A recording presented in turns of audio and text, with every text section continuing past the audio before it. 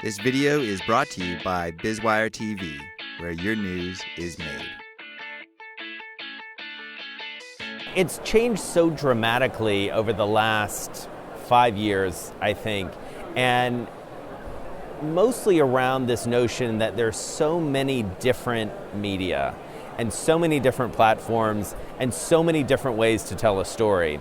So I think we spend a lot of time trying to ascertain what type of story works best on which platform. And it could be the same story, but telling it in different ways is a huge opportunity, but also a big challenge. We have a lot of home-built, to some extent internally built analytics that we use, especially for the news on the terminal.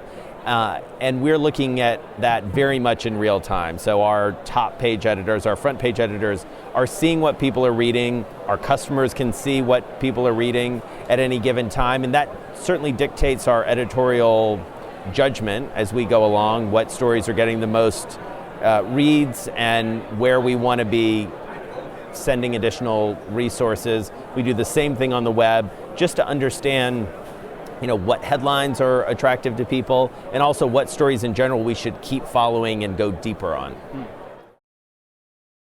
Well, there's a certain element of that is automated, increasingly automated, and we use that for the basic information, and we also use that to help the humans, as it were, to better understand what's in a press release, what they should follow up on.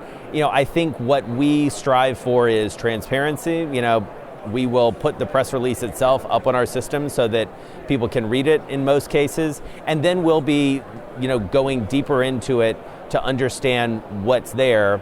We value, because we value transparency, we value clarity, we value straightforwardness, if that's a word, in terms of understanding exactly what the facts are and getting the clearest explanation for what the news is and then why it's happening.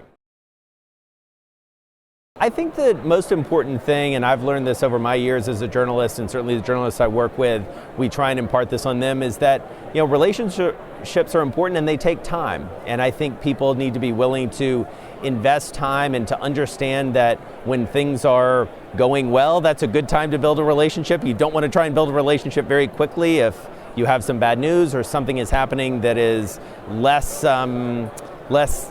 exciting or less positive. And I think the investment certainly pays off, and it's an interesting, almost counterintuitive experience right now, given all the information that's out there, the speed with which we can connect with people, that the good old-fashioned sort of breakfast, lunch, dinner approach of getting to know someone, getting to know them on a human level really does pay off in the long term.